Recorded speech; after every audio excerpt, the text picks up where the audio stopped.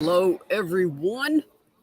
Coming to you live from Thompson Bowling Arena, of course. The only one on this row, so I can take this off. Don't have to wear a mask right now. Waiting on Alexis to get here if she can, and I'll wait on all of y'all to start rolling in if you are going to be able to make it on this Wednesday evening. I get to these as quick as I can after the post game. And I know it's not that early for everyone. And Nancy Harshman is our first arrival. Howdy, Nancy. How are you doing? Karen's here. It's good to see everyone, as it were. Donna's here. Valerie's here. Y'all are the loyal crew, man. Y'all are always here. Cheryl's here. Trish is here. Deb says hi. Denise is here from Indiana. Here y'all come. Yakaya Wynn did play very well tonight. She had a mask on her face, and Kelly said she was fine. That usually is meant to guard the face area. That's a Captain Obvious statement. It's usually intended primarily to guard around a player's nose area, or if a player has been hit, like in the eye or something like that. So I believe that obviously she's okay. She played extremely well, so we can put her in the category of being okay. Basketball is a contact sport. Practice is a rough part of the game. I don't know how many times I've seen players take elbows, inadvertently, of course, and practice. Yeah, I always get here as quick as I can. Kathy, been waiting on you to get started. Appreciate you waiting. We do have to do post game after the game, and that means waiting on the visiting coach, and then Tennessee players go, and then Kelly goes, and they all have radio shows. So we have to wait for everybody to get in place. Karen said, "How is Ray?" Ray, tonight, same as before. Indefinite timetable, in street clothes, not on crutches. Walking around before the game. Her gait looked better to me, but that's just my very untrained medical eye. Before, I have noticed what appeared to be a limp, but she did not appear to be limping or favoring that leg. But again, I mean, I'm basing this on what my eyeballs see right now. So she looked to be in good spirits. Fans applauded her, and she waved to them. So I mean, we'll just wait and see with Ray. Denise said, do any of our players wear mouth guards? You know, it used to be required. Some of them are so small and clear now that you can't particularly tell if they're wearing them or not.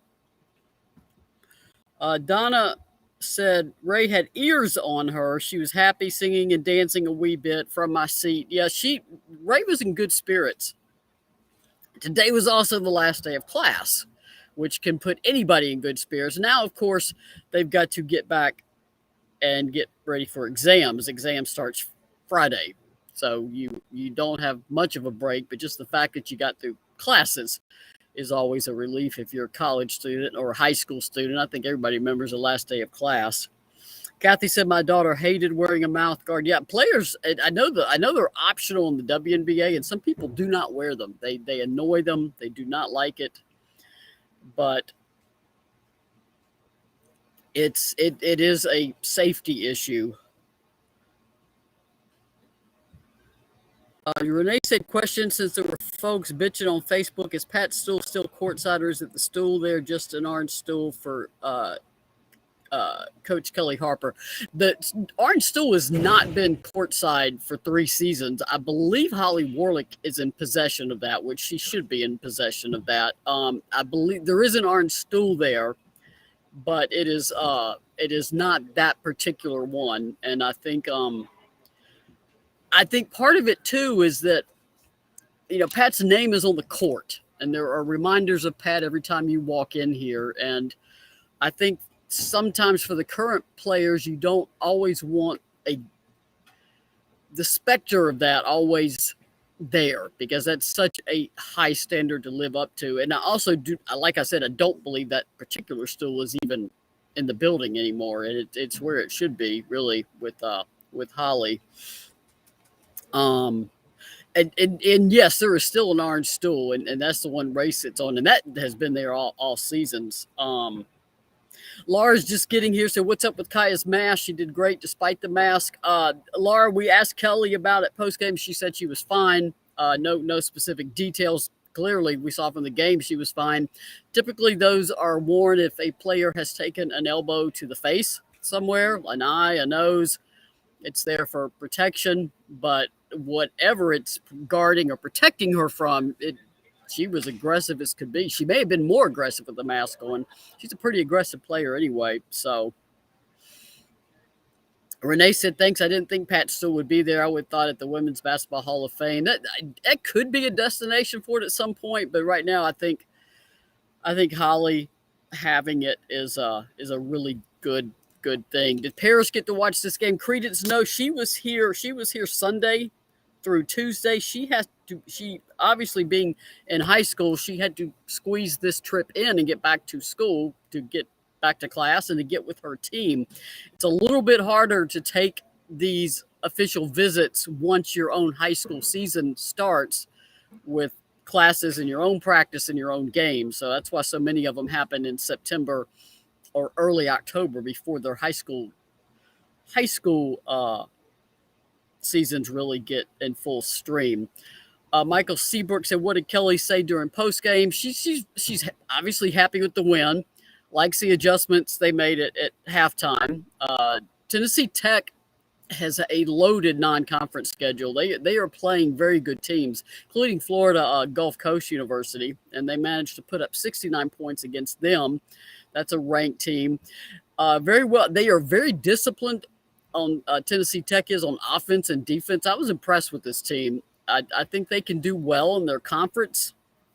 Their conference is pretty tough, though. It's got Murray State and Belmont in it, but their coach has really scheduled this team above their conference level to try to get them ready and let them see all kinds of different systems. Tennessee Tech obviously led in the first quarter. They were not intimidated one bit coming in here, so credit to the Tennessee Tech players. They also have several, four in the starting lineup that started every game last season, and several players that are what you call the super seniors, like Alexis Dye. They are now in their fifth year of playing because of the extra year granted by COVID. So that has been particularly beneficial for some teams, including Tennessee, obviously, because Alexis Dye would be out of eligibility if she did not have that fifth year. And speaking of Alexis Dye, what a game she had. 20 points and nine rebounds. Just that little elbow jumper she takes is phenomenal. I mean, that when she elevates like that, it is one of the prettiest jump shots I've seen in the game. Karen wants me to break down our play by quarter. I'll do that really fast. Tennessee Tech did well in the first quarter. They got the pace they wanted.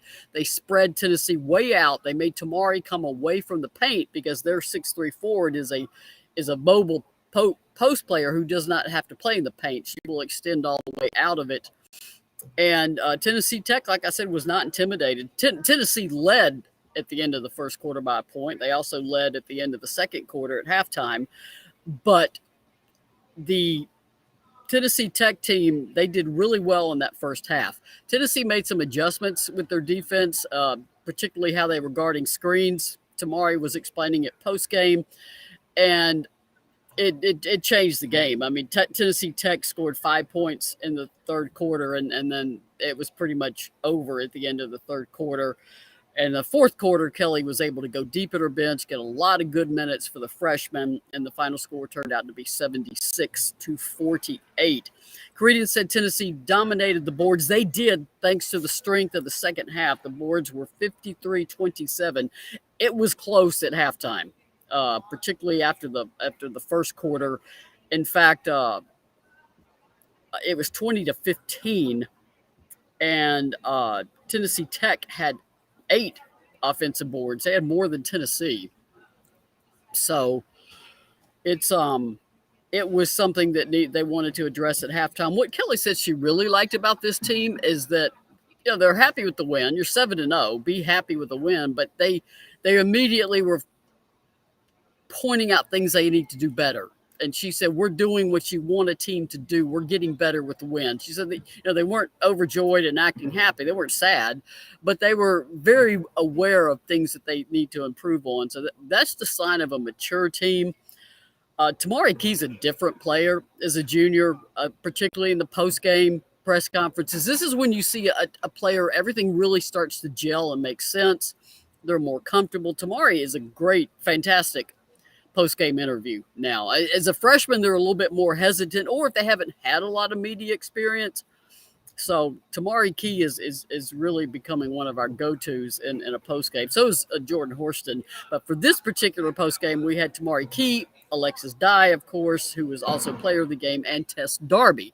Tess Darby had 12 points, hit 4 of Tennessee's 5 3-pointers. Her ability to hit from the arc is a game changer for Tennessee, because if otherwise teams can just camp and sit in the paint and sit on Tamari Key.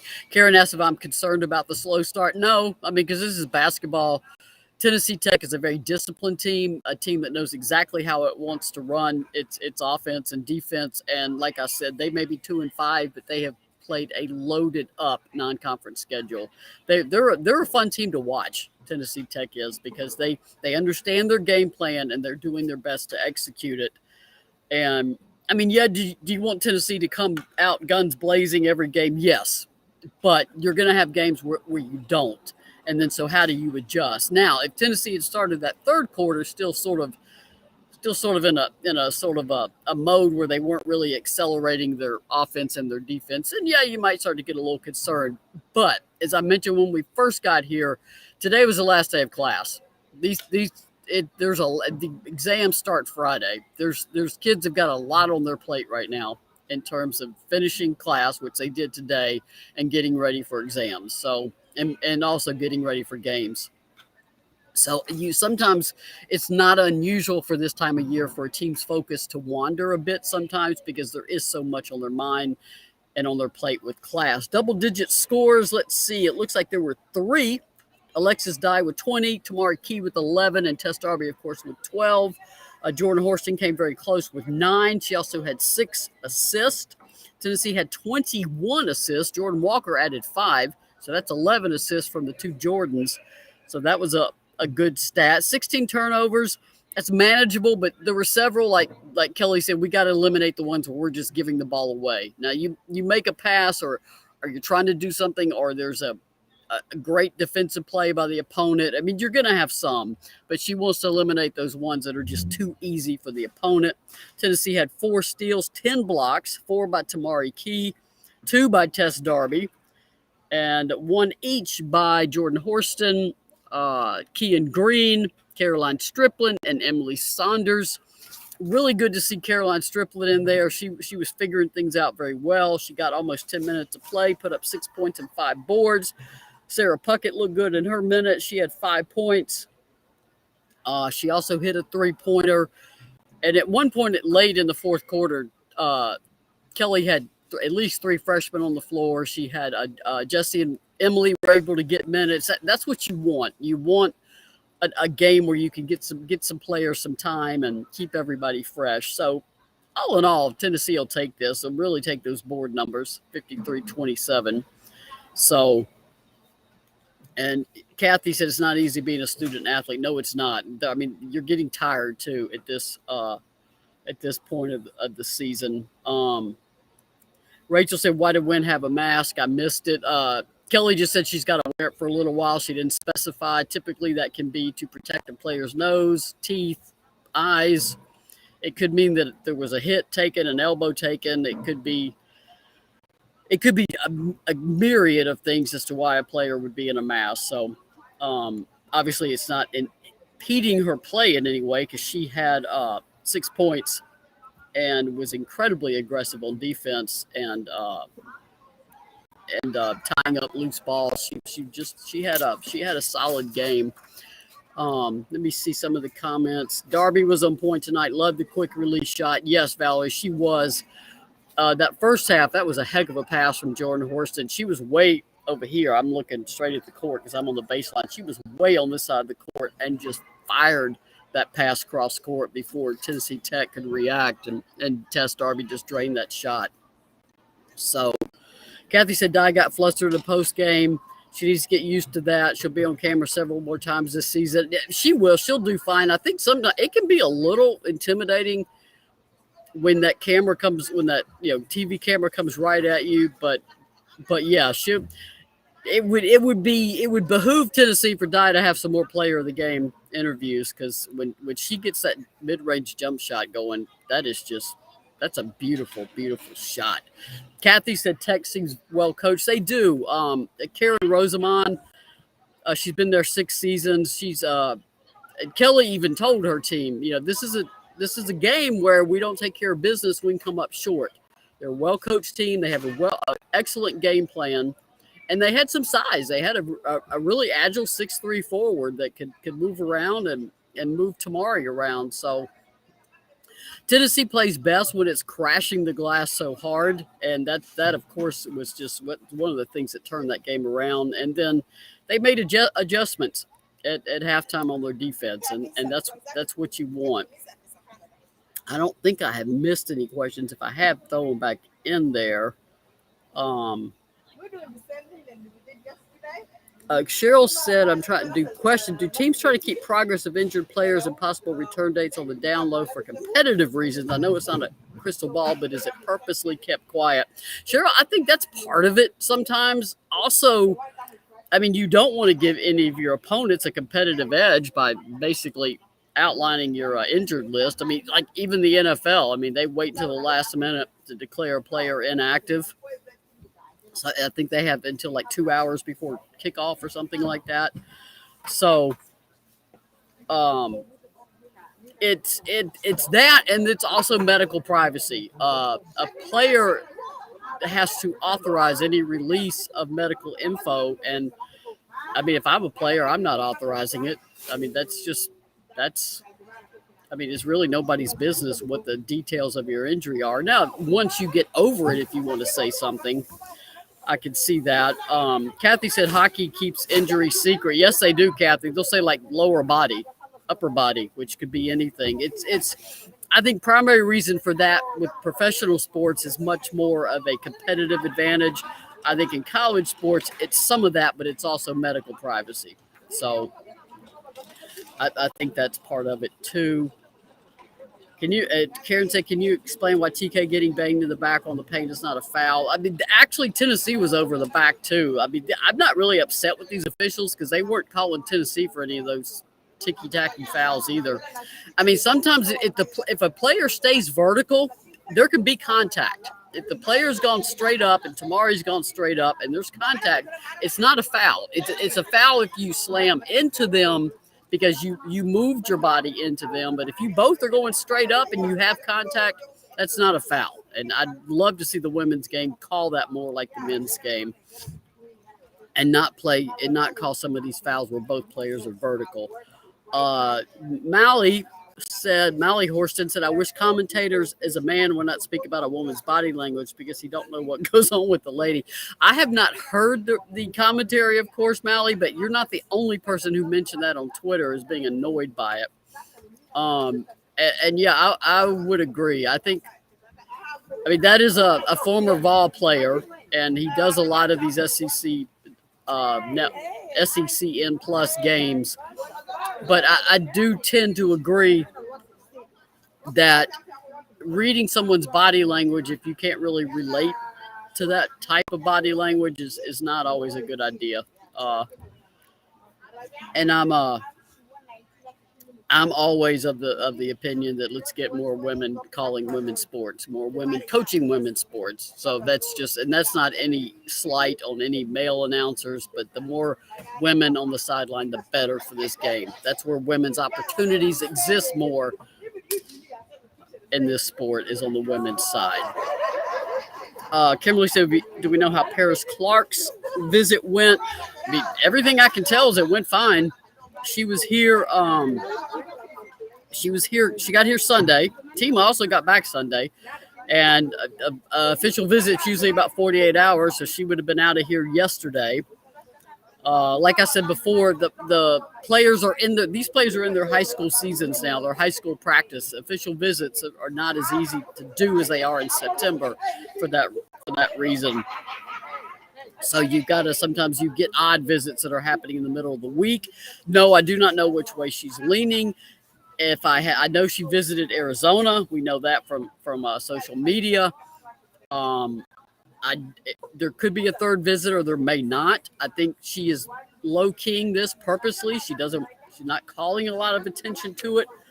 I think it's between Tennessee and Arizona. That's just my opinion based on what I can tell from the so-called tea leaves. Would it be a heck of a pickup for Tennessee at this point in recruiting? Absolutely. She was headed to UCLA until UCLA got another commitment from a player that played her position at the last minute, and she wisely said, I need to reevaluate this before I sign an LOI. So kudos to whoever is in Harris Clark's ear. Could be her uncle Brian Williams being one of them. He played here at Tennessee, for coming forward, probably in her parents and her coaching circles, coming forward to tell her, hey, you need to evaluate this situation. So we shall see how that goes. A player who commits in this time of year cannot sign until April. So it's not like she has to hurry up and make a decision. You would not sign an LOI until the earliest would be April 13th. So that's where Tennessee is there with that. I hope everybody's staying healthy. Everybody around here sounds a little under the weather. Mainly I hope the players stay healthy. There's still flu. The flu's going around like crazy. So I really hope everybody is doing all right there. I don't think I've missed anything. I don't know that Alexis is going to make it. Let me see if that happens to be her. Because of this game schedule, we're not really doing Tuesday shows. We still will do them on occasion, but it just stretches Alexis and I way too thin with all of these post games that we're doing now. So that was not Alexis on my phone. So obviously I'll be here Sunday after the Virginia Tech game. That game I believe is 2 p.m. So post game, this show would start somewhere between 4:30 and 5. What I'm doing is, instead of making a set time, is just starting it as soon as I can, because I know y'all are waiting and we want to get this done. Denise, it's not really late. It's the regular period. It lasts starts April 13th. It's been in place for years and years and lasts for 5 weeks. Players, it's for the high school class, and it goes back to a time when the majority of high school kids, a lot, didn't sign until after their high school seasons were done. They put in the early signing period several years ago. It's been in place for quite a while for players who wanted to have their senior season take place without the stress of making that decision. They were done. They knew where they wanted to go. So they put the early signing period in. People have gotten used to November acting like it's the regular signing period. It's not. It's the early. And then April to May has always been the regular signing period. It comes after the end of the high school season. So that player can make that decision over the course of the season. Attendance was pretty good. It's listed over 6,000. I'm not going to say there were 6,000 bodies here, because that would also be season ticket holders. It is a Wednesday night. That's church night. I've never seen great attendance on a Wednesday. Fortunately, we'll be rotating out of the non-conference schedule pretty soon, and you'll get to a more normal Thursday, Sunday shift with occasional Monday games. Though I can't recall if Tennessee has a Monday game, because the Kentucky game got moved back to a Sunday. Let's see. Nancy said, "Hi Maria, go Lady Vols." Hello, Nancy. Yeah, Lady Vols are 7-0. You'll take that. And you'll take the final score. I mean, I imagine at halftime people were a little, unsettled.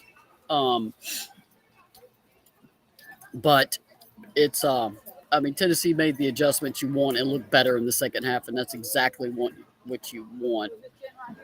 Can you have on-air talent on with you for this, like Andrea, if she calls the game? I'm not sure about that. One, they're too busy. Two, they are under contract with their broadcast group. So I would not see that happening. Also, by the time I get out here, everybody with the only people left here are the cleaning crew and the sports relation people doing the post game quotes and boxes and coverage. So the broadcast crew is long gone by the time I get back out here.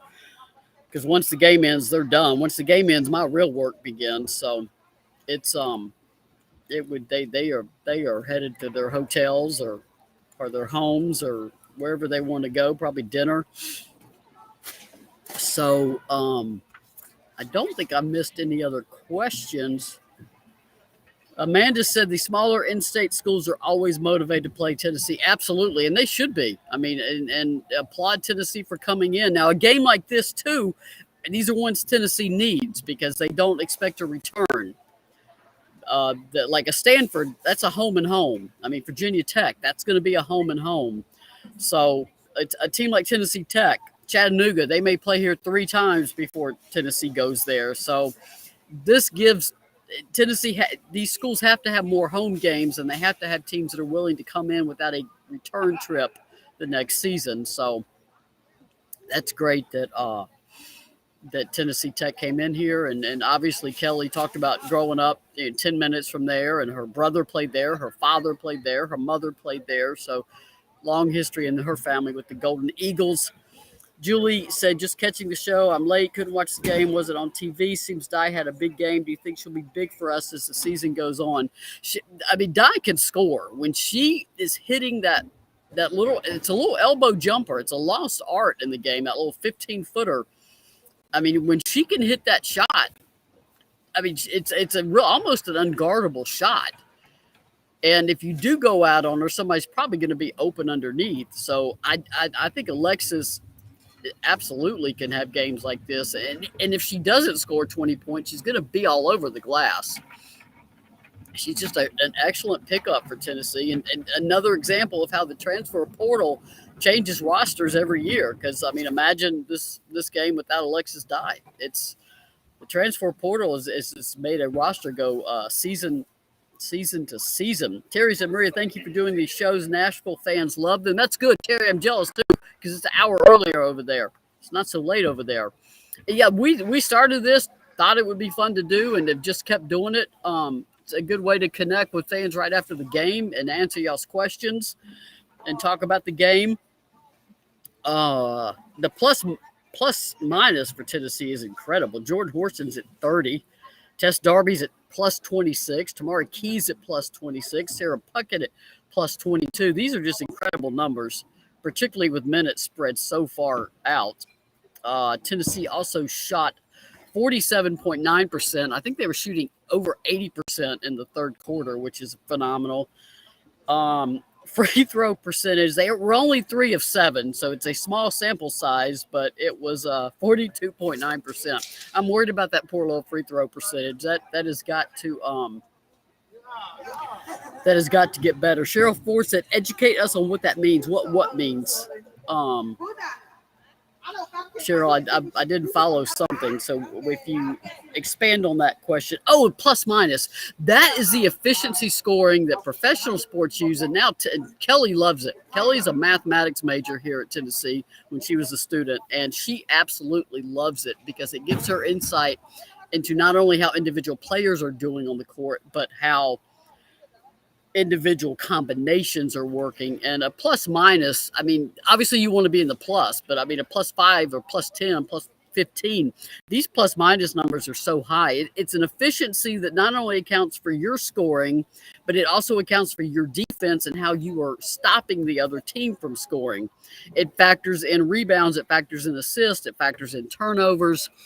If you Google it plus minus basketball, it'll give you a more detailed mathematical answer, but it's basically a way to evaluate a team's efficiency and how well they're doing, not just as an individual player, but how well certain combinations work. Sometimes you'll see combinations from Kelly where she likes the plus minus. Somebody may say, well, this combination doesn't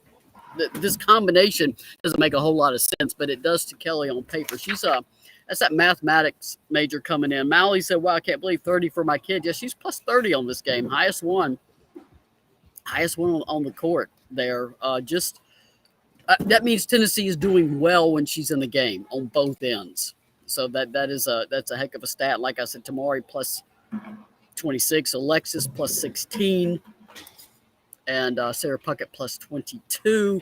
I think I had one more question about Mark Painter. Any intel on the next game with Virginia Tech? We quickly asked Kelly about that in the postgame presser because tomorrow's a full off day. The players are going to have no class and they'll have a full study day. Friday they practice. Saturday they have to get on the road. So we went ahead and asked Kelly.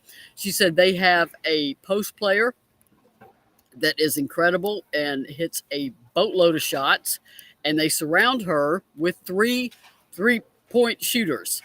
So Tennessee's defense, Virginia Tech was ranked. They were in the top 25. They lost a game, I think, in their holiday tournament, fell just out of the top 25.